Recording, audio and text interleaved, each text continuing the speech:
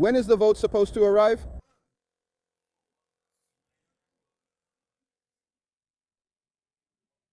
The thing is tomorrow. André, even with a negative result, you had a good performance, made some good saves. So I wanted you to talk about your debut, right? I know your debut wasn't the way you wanted with a loss, but I'd like you to evaluate your debut a little bit. Yeah, this debut teaches a lot. I believe that in the next game I won't feel those nerves as much because it won't be a debut anymore. And overall I was able to contribute to the team, keep the team in the game. For most of the game and the whole time I was close to them and was able to keep them focused on the match. Andre, right at the beginning of the match, I noticed that Rossi talked a lot with you during the warm-up. Did you guys have a chat? He wanted to know what it's been like working with Rossi these days. What's it like living with Flamengo's goalkeeper?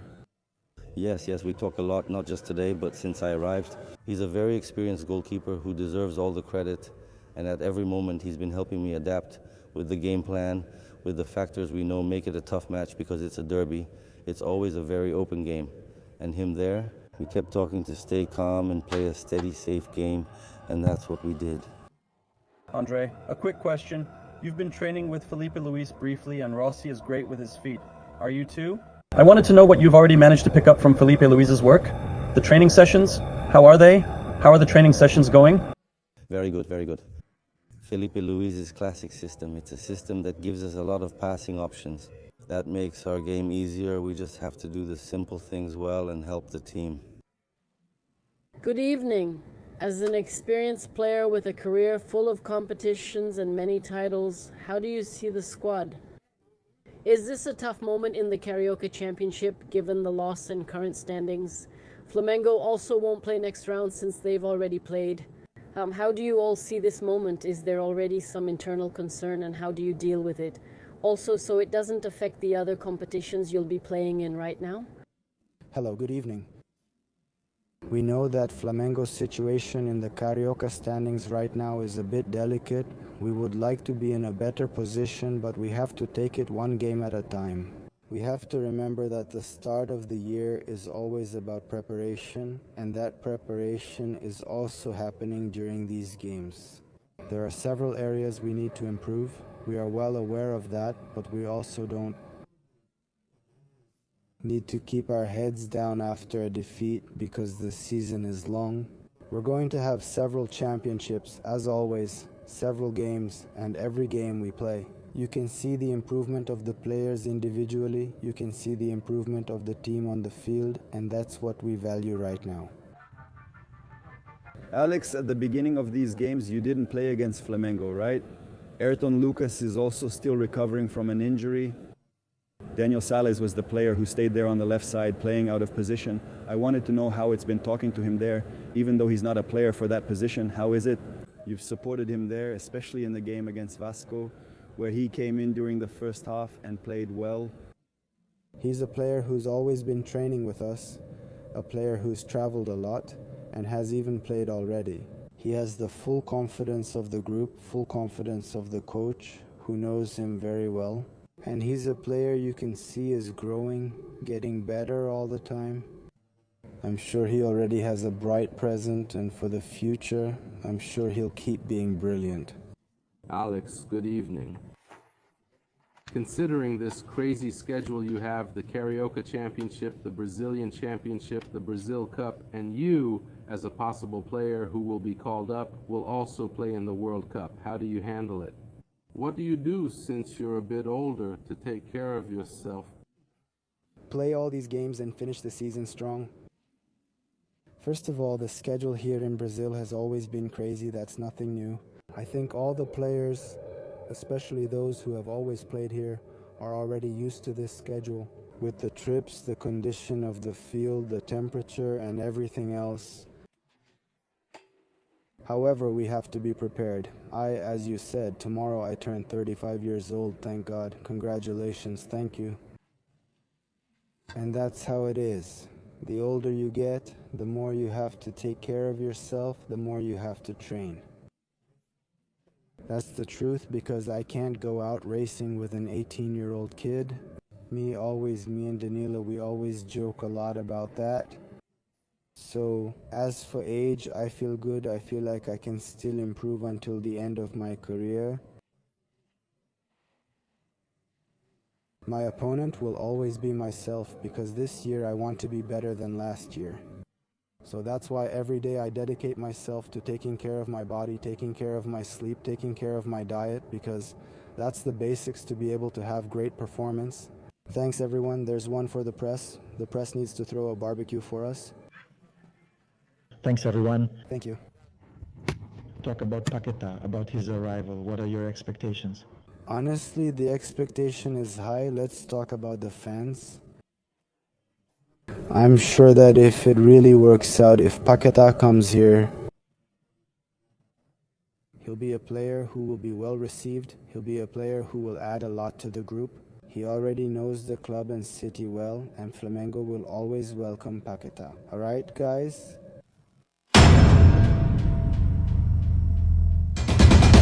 Vitor Nicolau from Flamengo Television. Fluminense had beaten Flamengo in the last match between the teams. In my view, a very similar strategy. Do you believe in today's result? Is it more due to circumstances like a heavy pitch, physical duels, the start of the season, or maybe the same strategy was effective again? These are two games that had very different contexts. Last year's game, if you look at it, also had a very difficult context for us. They played with their full team. We didn't. Today's game lost its usual qualities. Even with substitutions, it was balanced and even, and we had a chance to score first. They didn't open the scoring, gaining confidence. They scored a second goal from a corner kick. But as I said, it was a balanced game that was decided by the smallest details which we need to work on, maybe because of a lack of practice.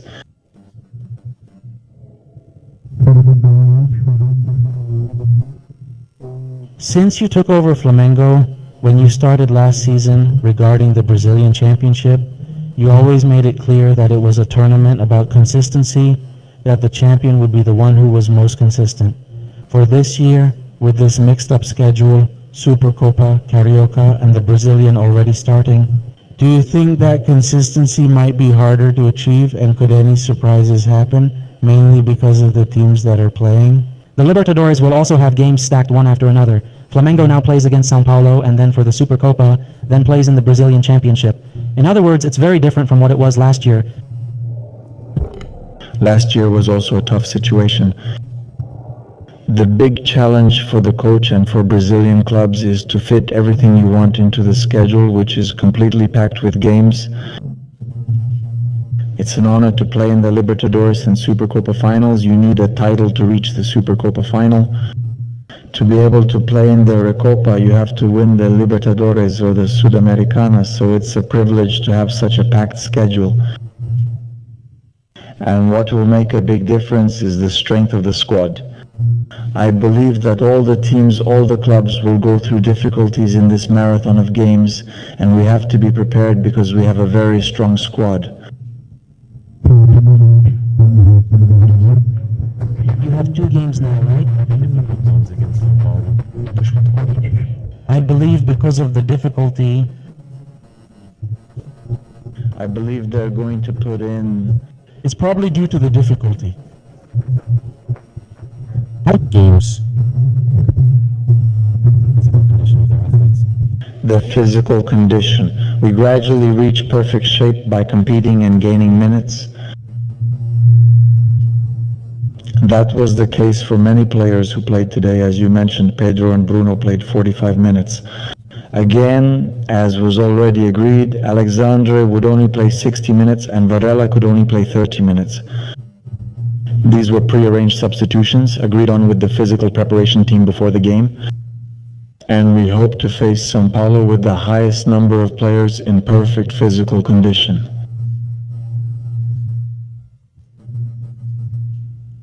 Filipe, today's loss made Flamengo's Carioca Championship run much harder.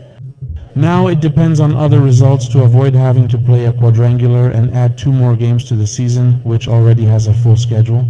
I wanted to know how much this worries you, since you're always focused on the schedule, always keeping an eye on it. How much does the possibility of having 2 more games worry you? And could it also interfere with your work, especially at the start of the season, since the Brazilian League already starts on Wednesday? Thank you.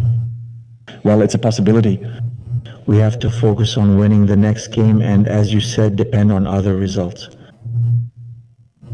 But only after this group stage of the Carioca is over can we think about what happened at that moment.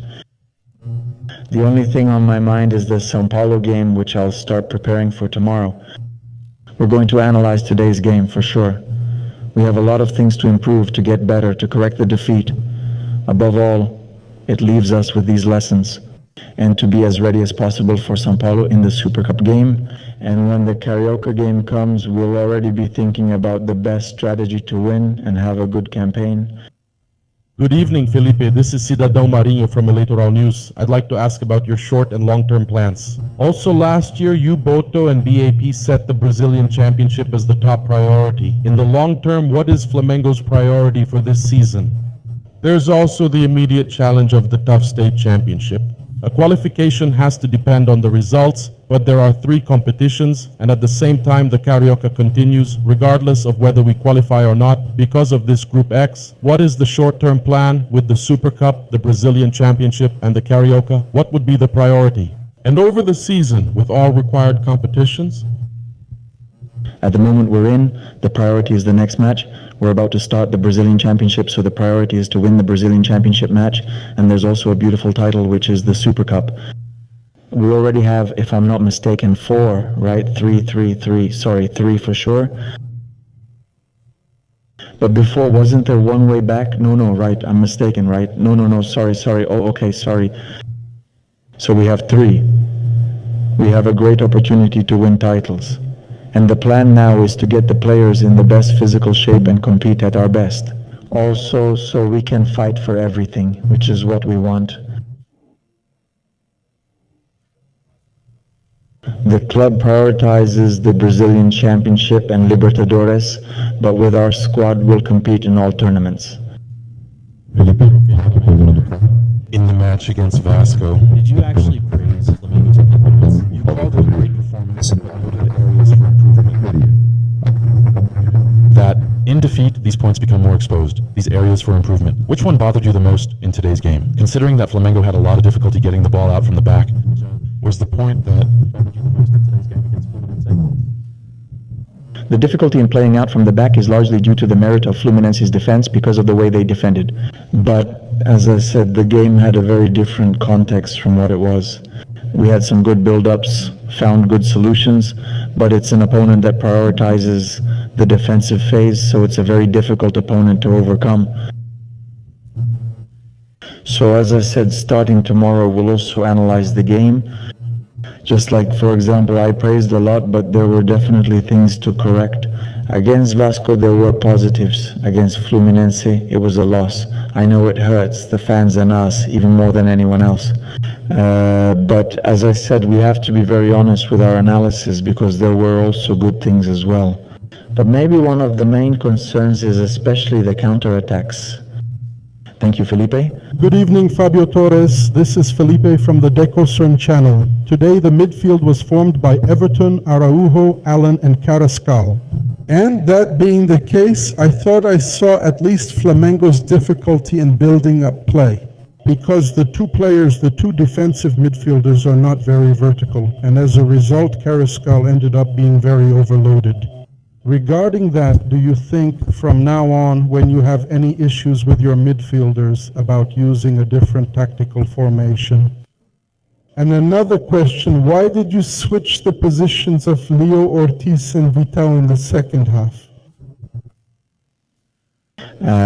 In today's game, we changed our formation. And at times we played well.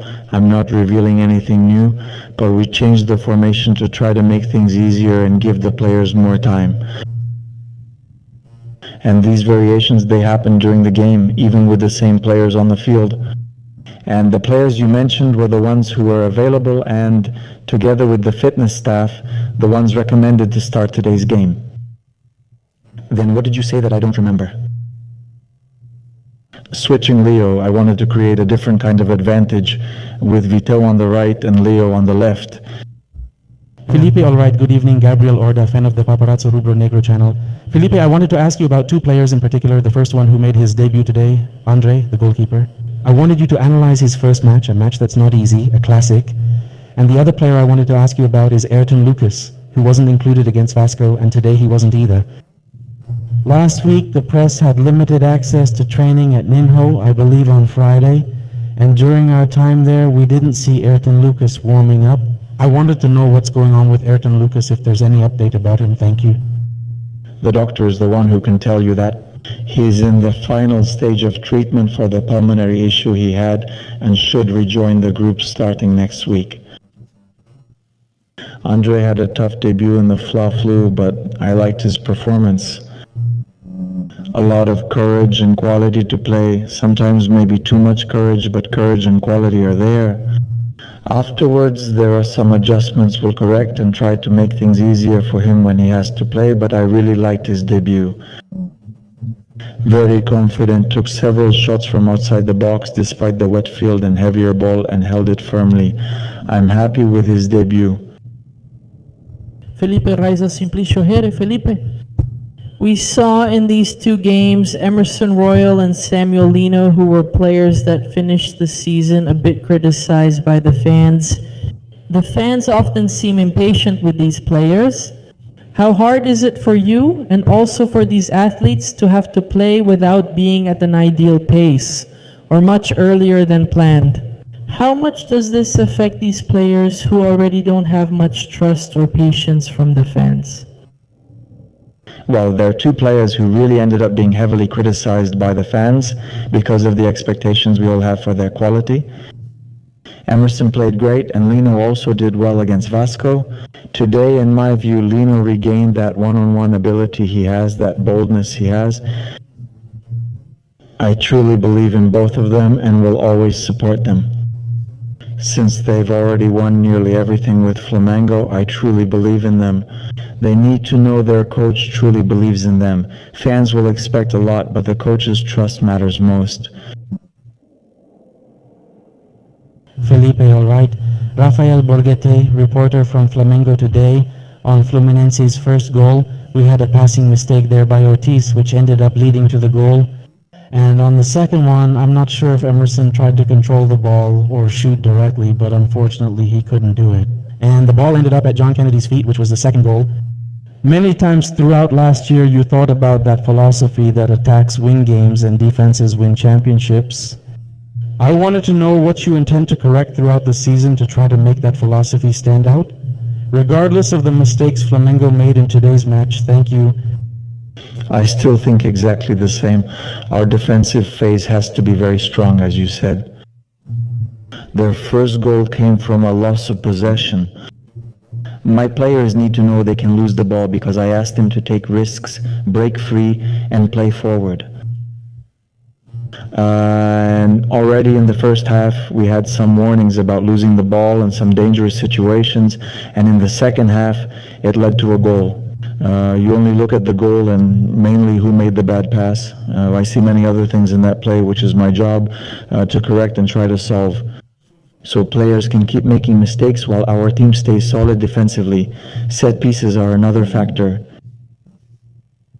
Good evening, Filipe. Bruna Medeiros from Disfla. Last year, one of the most talked about topics here in the press conferences was often the lack of finishing, in some contexts of Flamengo. Today, Flamengo had their fewest shots since facing Racing in the second Libertadores match, though that was a very different situation. Was that one of the reasons Flamengo lost today? Low number of shots credit to Fluminense's opponent, who knew how to neutralize our attack.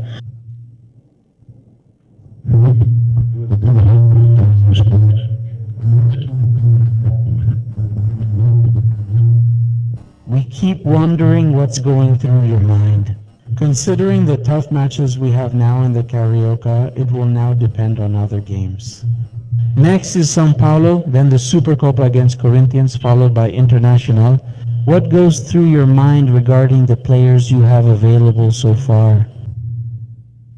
how lucky I am to be able to play such big and important games, to play at Morumbi against São Paulo, to play a Supercopa final in Brasilia, to play against Inter, big games. I'm privileged. That's what's on my mind, and what's on my mind is to prepare for the São Paulo game as best as possible so that the players feel good on the field. Filipe, good evening. Pedro Almeida, Santorini from Porto.